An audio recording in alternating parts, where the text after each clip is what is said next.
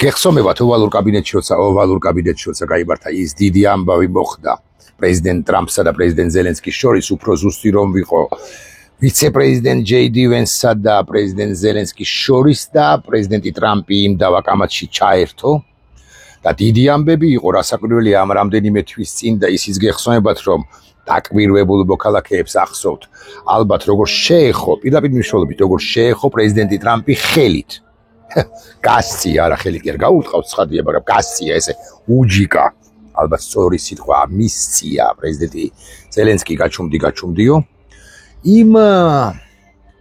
იმ დავაკამათის იმ დიდი ამბის იმ ორომტრიალის ერთ-ერთი მთავარი საკვანძო სიტყვა წარმოთქვა აი ამ კამათისას წარმოთქვა სწორედ პრეზიდენტმა ტრამპმა მან თქვენ უკრაინელებს არ გიჭირავთ ბანკოს არანაირი ქაღალდი ხელში ზელენსკი ეს რასაკვირველია გააპროტესტა რასაკვირველია ზელენსკიმ სხვა რამეც თქვა რომ უკვე სხვა ტრამპის სხვა რეპლიკასთან დაკავშირებით რომელიც უკრაინის დაცემას ეხებოდა მე ეს მსმენიაო თქვა ზელენსკი მაშინ მსმენია პრეზიდენტი პუტინისაგან მსმენია როგორ დაეცემოდა კიევი როგორ დამარცხდებოდა უკრაინა რამდენიმე დღეშიო და აგებთ გავართო მაგრამ მე ყურადღებას ვამახვილებ სწორედ იმაზე რაც მაშინ თქვა პრეზიდენტმა ტრამპმა და რაც ცოტა ხნის სხვაშორის გაიმეორა ოღონდ სხვა ერთგვარად სხვა რედაქციით თქვენ არანაირი ბანკოს არანაირი ქაღალდი ანუ კარტი არ გიჭირავთ ხელშიო თქვა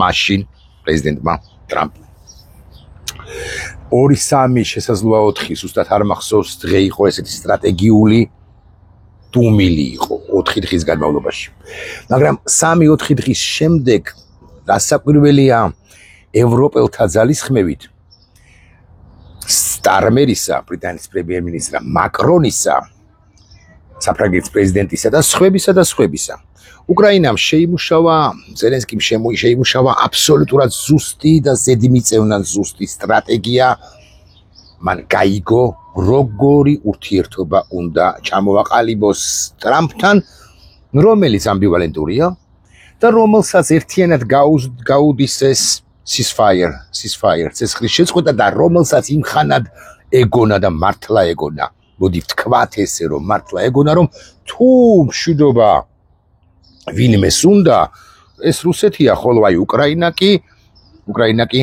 ცეცხლის შეწყვეტას და მშვიდობის დამყარებას ეწინააღმდეგება ბევრი მოსახვევი გაიარა უშუალოდ პრეზიდენტმა ზელენსკიმაც მას შემდეგ და უკრაინამ ხომ გაიარა ერთი ხანობა თუ გახსოვთ მალევე მეორე თუ მესამე დღეს და მე აღმოჩნდა რომ ეს იყო შეცდომა თავდაცვის მინისტრის აყოსხოში ესე მოგვასაღეს ესე გასაღდა სადაზვერო ინფორმაციას კი შეუწყვიტეს უკრაინას შეიარაღება პრაქტიკულად შუა გზიდან მიაბრუნეს უკან შეიარაღების მიწოდება მოკლედ უკრაინა მძიმე დღეში იყო იმ პერიოდში თებერვალი მარტი აპრილი უკვე ნაკლებად აპრილით შესაძლოა ხო აპრილი ნაკლებად მეთქი იმიტომ ვამბობ რომ აღდგომა დღე იყო 20 ხო აპრილი და მეორე დღეს გარდაიცვალა რომის პაპი და არ მეშლება და 26-ში პეტრეს ტაძარში ეს მეორე უნიკალური კადრებია აი რამდენი უნიკალური კადრი ვნახეთ ჩვენ ბოლო პერიოდში ეს ტრამპი და ეს ზელენსკი ერთმანეთს შეხვდნენ პეტრეს ტაძარში და ამის შემდეგ სრულიად ახალი ფუცელი დაიწყო ამ საგასი ხო ალბათ სწორი სიტყვა საგისა უფრო ზელენსკის საგა არა უკრაინის საგა არა ამ ომის საგა არ ვიცი რაღაცა საგა ამბავი უფრო ზუსტი რო ვიყო რაღაცა თავგადასავალი ალბათ უფრო სწორი სიტყვა და ნელ-ნელა ტრამპი მიხვდა იმას რომ პირიქითა თუ ვინმეს არ უნდა მშვიდობა ეს არის რუსეთი რომელიც ყოველ შემდეგ ჯერზე აფიქსირებს ცეცხლის შეწყვეტის თაობაზე კი არ აფიქსირებს საკუთარ პოზიციებს ახლა მოდი შევწყვიტოთ 3 თვით 4 თვით 1 თვით 30 დღით 3 დღით 5 დღით არა ამას ვერც შეასმენ ვერც ესმით ეს ვერც გააგონებ პუტინს და მის სამსონებს ისინი ლაპარაკობენ კონფლიქტის ძირეული მიზეზების აღმოფხრაზე, ხოლო ძირეული მიზეზები პუტინისეული გააზრებით და გაგებით არის უკრაინის სრული განადგურება. უკრაინა თუ არ იარსებებს, ბუნებრივია კრემლში იქნებიან პასუხისმგებლობნი და იტყვიათ, რომ ძირეული მიზეზსაბაბები ამ კონფლიქტისა აღმოიფხრა-ო. ხო და ბუნებრივია ახლა დასავლეთი, ყველაზე უფრო ამბივალენტური დასავლეთიც კი ამაზე ყაბულ არ იქნება, მით უფრო რომ კარგად ხვდება ერთ რამეს. როგორც კი ან თუ რუსეთს და უკმაყოფილებ ამ მოთხოვნებს და ოკეი, ეთქვი, ოღონდ შენ შეწყვიტე ცეცხლი. და აჰა, ეგრეთ წოდებული ყველა ძირეული მიზეზსაბაბი აღმოფხრილია, ხვალზე უკრაინის შემდეგ, უკრაინის მონელების შემდეგ რუსეთი შეიჭრება კიევშიც. კიევსაც აიღებს და ეს არის მისი უპირველესი და უმთავრესი ამოცანა ამ ეტაპზე, ხოლო მერე იერიშს მიიტანს ბალტიის სახელმწიფოებზე, პოლონეთზე, რუმინეთზე, რა ვიცი, ორბანი თუ იქნება უნგრეთის ლიდერი, ყველაზე ლამის უნგრეთის გარდა, ან უნგრეთისა და სლოვაკეთის გარდა. სხვათა შორის ბალტიელებიც და პოლონელებიც და საერთოდ აღმოსავლეთ ევროპაში თელ პერიმეტრზე არსებული ბევრი ქვეყანა ემზადებ ფინელებიც. ხო, სხვა არის სოცბანაკის წევრი სახელმწიფო, ნეიტრალური სახელმწიფო იყო ბოლო დრომდე, ემზადებიან რუსეთის აგრესიისათვის, რომელიც მაინც და მაინც ხვალზე გარდადგება, მაგრამ არ გამორიცხავენ რა. ამბობენ რომ 27-ში, 28-ში, 29-ში, 30-ში პუტინი თუ პუტინის შემდგომ ვინც იქნება, რატომაც არა. თუ უკრაინასთან დაკავშირებით იქნება ასეთი შეუჩერებელი, თუ ვერ შევაჩერეთ ის წამოვა ჩვენზეც და ამიტომ მოდი შევიარაღდეთ, მოდი გავთხაროთ სანგრები, მოდი გადავაიარაღოთ ჩვენი ჯარი, მოდი სამხედრო მრეწველობა გავზარდოთ და ასე შემდეგ და დავიცვათ არა მხოლოდ უკრაინა დღეს, არამედ დავიცვათ საკუთარი თავი ხვალაც. მაგრამ ამაზე არ ვსაუბრობ ახლა. ეს ერთი თემაა და მნიშვნელოვანი თემაა, რასაკვირველია.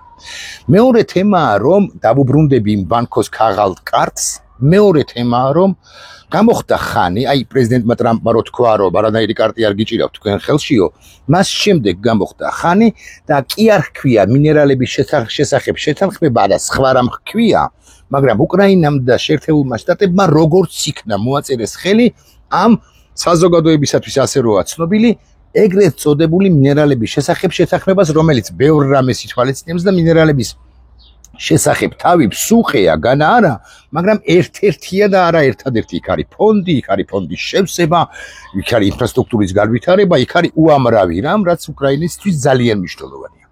მოკლედ მოაწერეს ხელი და ძალიან მძიმე კაცია ეს ფინანსთა მინისტრი ბესენტი, იმან დაასვა საკუთარი ხელმოწერა და მეორე დღეს თუ მესამე დღეს ხელმოწერის ნაცვლიდან მან თქვა, რატომღაც ისევ ახსენა სწორედ ეს ბანკოს ქაღალდი, ანუ კარტი, ოღონდ კიდე სხვა კონტექსტში. ბესენტმა თქვა და სხვა შის კონტექსტში ჩემს ავტორო გადაცემაში ფორმულაზე მე ამაზე ვისაუბრე და არა მარტო ვისაუბრე, არამედ პირდაპირ ვიშლობი დავიჭირე კარტი და ვაჩვენე მაყურებელს რა არის ფლეშ როიალი. იცით რა არის ფლეშ როიალი? გითამაშიათ პოკერი? მე მითამაშია. გეტყვით ქაქიმხელთ, მითამაშია. ეს არის უნიკალური და ყველაზე ძლიერი კომბინაცია კარტის თუ ბანკოს სახეობა, ბანკოს თამაშობა პოკერში. მაყურებელს ავუხსნი, ვინც არ იცის და ბევრმა არ იცის. გიჭირავს სტუზი, ასე მაგალითად გული, ამიშლობა ჯვარი, გული. ეგრეთ წოდებული კაროლი, ანუ პაპა, ქართულად როგორ არის არ ვიცი, უფროსი მამაკაცი, დამა, ანუ ქალი, ვალეტი, ჭაბუკი, ალბათ, და ათიანი. და ესე მიყოლებით გიჭირავს სტუზი, კაროლი, დამა, ვალეტი და ათიანი, ერთი და იგივე ეგრეთ წოდებული ფერისა, მასტისა, ალბათ სწორი სიტყვაა, ხო? გიბოდიშებს თუ ეს ნახევრად ჟარგონია. და ამას უკვე ვეღარაფერი პოკერში ვერ ერევა, არათუ ვერ ერევა, შენ რომ მოხვდე სათამაშო სახლში, ანუ ეგრეთ წოდებულ კაზინოში და ეს გაშალო, არ ვიცი, ხო ეგეთი ძალიან ბევრ ფულს მოიგებ, მაგრამ ამას თავი დაანებებ, შამპანიურების წვიმა გექნება თავზე. გახსნიან და ყველა შენ მოგესალმება. მე არც მსმენი, არა მსმენია, მაგრამ არ მინახავს და რომელი მოთამაშე მე ვარ, მაგრამ არ მინახავს, რომ ყველაზე გამოცდილ მოთამაშესაც კი არც მსმენია, რომ ეს ცხოვრების გამანძილზე ეს ფლეშ როიალი გაეშალოს. ხო და ბესენტმა თქვა, თქვენ უკვე გაქვთ ფლეშ როიალი. რატომ აქვს უკრაინას ფლეშ როიალი? არა მარტო ამ მინერალების ეგრეთ წოდებული შეთანხმების ხელმოწერისა და გამო, რაც მნიშვნელოვანია ცხადია, არამედ იმიტომ, და ახლა მე უკვე ჩემს მოსაზრებას მოგახსენებთ, რომ რუსეთი, რომელსაც უკრაინის მთლიანი გადანადგურება უნდა, სწორ სიტყვას ვამბობ, არა განადგურება, არამედ გადანადგურება, ანუ მას უნდა რომ უკრაინა არ არსებობდეს. და უკრაინელი ხალხი იყოს ისეთივე დამონებულ სახელმწიფო არ არსებული, როგორიც არის მათ შორის მის ქვეყანაშიც. სახელმწიფო არ აქვს რამდენიმე ხალხს, რომელიც რუსეთის ფედერაციაშია, ფედერაციის სუბიექტია. და სულ ყველას რუსებად მოიხსენიებენ საბოლოო ჯამში, ასე მაგალითად ტატაროსტანის მოქალაქეებს, ან ბურატიის მოქალაქეებს, ან რა ვიცი, სხვადასხვა ეროვნების ხალხებს, რომლებიც რუსეთში არიან ხალხს უსვამ და რუსეთს უნდა რომ შთანთქას, აი ჩაყლაპოსაც ალბათ არასდროს სიტყვა, შთანთქას აღმოფხვრას უკრაინა როგორც ასეთი. მე უკვე ბელარუსს რომ მის ხიპავს და იქით რომ მიეტენება ლუკაშენკო, ეს ხო ცხადია, ეს ხო ბელარუსია, თეთრი რუსია, ესე პირდაპირ თარგმანი რომ შემოგთავაზოთ. უკრაინა კი აკრაინა, ანუ გარე მხარეა, ხო? რუსეთისეული გააზრებით კონცეფციით. ხო და რუსეთს უნდა რომ შთანთქას, მაგრამ მიიღო რა უკრაინამ ბანკოს ქაღალდი ფლეშ როიალი პესენცვეს ესხები და არა, სხვას ვამბობ შემდეგ რამეს. უკრაინას ეს ბანკოს ქაღალდი აქვს არა მხოლოდ იმის გამო, ამგვარი ფლეშ როიალი, რომ ამერიკელები უკვე პროუკრაინულად განეწყობიან და deep state-ი ესე უნდა ვთქვა მუშაობს. ხედავდი ვარ სხვა თემაზე უნებურად. Deep State იმუშაობს, Deep State იმისი კარგი კონოტაციით, ანუ ყველა უბიძგებს ტრამპს რომ იყოს გაცილებით ადეკვატური ვიდრე იყო 2 თვის წინ, 1 თვის წინ, 12 თვის წინ, 3 თვის წინ. პრეზიდენტობის აისზე განთიაძე, ანუ იანვრის 20-დან პირობითად თებერვლის 20-მდე. ყველა უბიძგებს ამას, განსაკუთრებით მისივე მეგობრები სენატორები. მეგობრები პირდაპირ მნიშვნელობით ტრამპის ძალიან დიდ პატივს სცემს აი ამ პირად ურთიერთობებს, ძმა ბიჭობას, ძმაკაცობას. ხო და ლინცი გრემი მისი პირადი მეგობარია და ეს ლინცი გრემი სენატორი ამბობს, რომ ჰოი, დონალდ, look at me. უყურე. არ არის ესე მარტივად. უკრაინა რუსეთს არ უნდა რუსეთი ლაპარაკობს რაღაც ძირეულ პრობლემებზე, რუსეთს უნდა რეალურად უკრაინის გაუქმება, ამიტომ ჩვენ ყველაფერი უნდა გავიღოთ არა იმისთვის, რომ კონფლიქტი დავარეგულიროთ, ეს ერთი ამბავია. არამედ რუსეთი დამამარცხოთ, იმიტომ რომ აგე შეიშალა პუტინი და ტრამპიც ხვდება, რომ პუტინი შეიშალა და განსაკუთრებით ხვდება მას შემდეგ, როდესაც თითქოს მიდიან მხარეები მოლაპარაკებამდე სტამბოლში თუ სხვაგად, ну სტამბოლში ესე ვთქვათ, მაგრამ მეორე დღეს გააქანებს ეს პუტინი და კიევის სენს ბომბავს ლამის. ხო და ამერიკელები მიხვდნენ ამას და უმკაცრეს სანქციებს აპირებენ 82 სენატორი და ასე არის სათხოვი რომ რუსეთის მოხრჩობის პოლიტიკა დაიწყოს. მე არ ვარ ისეთი გულუბრყვილო რომ მეგონოს რომ რუსეთს დაშლიან, არა, მაგრამ ისე დაასუსტებენ, როგორც ელცინის დროსაც კი არ ყოფილა დასუსტებული, მეთქი ამის ხმას კი ვცდილობ. ხო და მაგრამ ამ ყველაფრის ხოდა და პარალელურად ამ ყველაფრის მიღმა არსებობს სხვა სინამდვილეც. უკრაინელებმა მიიღეს რა, არა მხოლოდ ამერიკელების ეს ბაიდენის დროს მიიღეს სხვადასხვა გაგიკვირდებათ და არამედ გერმანელების ნებართვას იმის თაობაზე უფლება კი არა ნებართვას იმის თაობაზე რომ რუსეთის სიღრმეებში განახორციელონ შეტევები. აბა ნახეთ რა ხდება. ამ წუთებში უკრაინის უსაფრთხოების სამსახური დრონები რუსეთის სტრატეგიულ ბომბდამშენებსა და ავიაციას სამხედრო აეროდრომებზე მასობრივად ანადგურებენ. აქ უმნიშვნელოვანესი სიტყვა მასობრივად ანადგურებენ. ცნობილია რომ დაზიანდა ან განადგურდა 40-ზე მეტი თვითმფრინავი, მათ შორის სტრატეგიული ბომბდამშენები Tu-95 და Tu-22 M3. SBU-დან წყარობ უკრაინსკაია პრავდას მიაწოდა ვიდეო, რომელშიც ისმის უკრაინის უსაფრთხოების სამსახურის უფროსის გენერალ-ლეიტენანტი ვასილი მალიუკის ხმა, რომელიც კომენტარს აკეთებს თავდასხმაზე, აი რა ლამაზად გამოიყურება ახლა ბელაიას აეროდრომი მტრის სტრატეგიული ავიაცია. მოდი ვნახოთ. Так файно выглядає зараз аеродром Білая. Стратегічна ворожа авіація. Რაღაცა ტაძარი ჩანს უკან, მიხვდებოდით რომ სვეტი ცხოვლის მიმდებარე ტერიტორიაზე ვარ და ეს კი კარგად არ ჩანს, კი ბოდიში. ხო, სხვა რაღაცეების ხდება. ბოდიში, ეხა რო არ დამავიწყდეს. ნახეთ რა ხდება კიდე, სად არის ეს. ნახეთ, ესე იგი, ბელაიას ამბავი გითხარით. ირკუტსკის ოლქი. Вот он, опять залетел. воздух взлетает, ничего не понятно, блядь. Вот он, клоун, блядь. Оба ни с того ни с сего, сука. Оба! Вот дела, блядь. Ёб твою мать. იგინება ბოდის ვიხდი. გავრცელებული მურმანსკის ოლქში ოლენა სტრატეგიული ავიაციის ბაზაზე უკრაინელთა კამიკაზეს დრონებით განადგურდა რუსების 4 Tu-83 M3 ტიპის სტრატეგიული ბომბდაშენი. ირკუტსკის ბაზა დაიბომბა. მოსკოვის ნაწილი დაიბომბა, მურმანსკი ვთქვი, ხო, მოსკოვის ნაწილი დაიბომბა. და ასე შემდეგ და ასე შემდეგ. და ამასობაში ვრცელდება ზელენსკის განცხადება ორშაბათს გასამართის შეხვედრის წინ მე განსაზღვრე უკრაინის ოფიციალური პოზიციებიო. პირველია სრული და უპირობო ცეცხლის შეწყვეტა, ნახეთ რა ზიდოსტატურად თამაშობს განსაკუთრებით ვატიკანის შეხვედრის შემდეგ პრეზიდენტი ზელენსკი ის აღარ ამბობს იმას, რომ მას არ უნდა ცეცხლის შეწყვეტა. ის ამბობს, რომ სწორედაც რომ უნდა უკრაინას ცეცხლის შეწყვეტა. მეორეა ტყვეების გათავისუფლება 100,000-ზე გაცვლის პროცესია პირველი შეთანხმების თანახმად.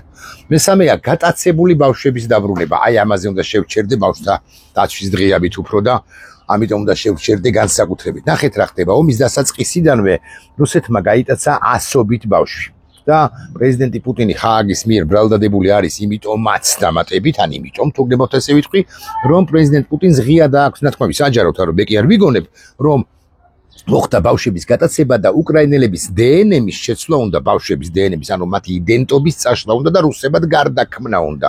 ეს არის ტრეფიკინგი, ესე ვიტყვი, საყოველთაო ტრეფიკინგი, ესე ვიტყვი, ომის დანაშაული, ესე ვიტყვი, ნებისმიერ მუხლს მიუყენებ პრეზიდენტ პუტინს, რასაკვირველი ადრე თოგიან მიათრევენ, რომც მოკვდეს, ჩაძაღლდეს, მას მიათრევენ ხააგამდე, თუნდაც მას მიერთნა რო სიკვდილის შემდეგ, თუ სიცოცხლის შემდეგ.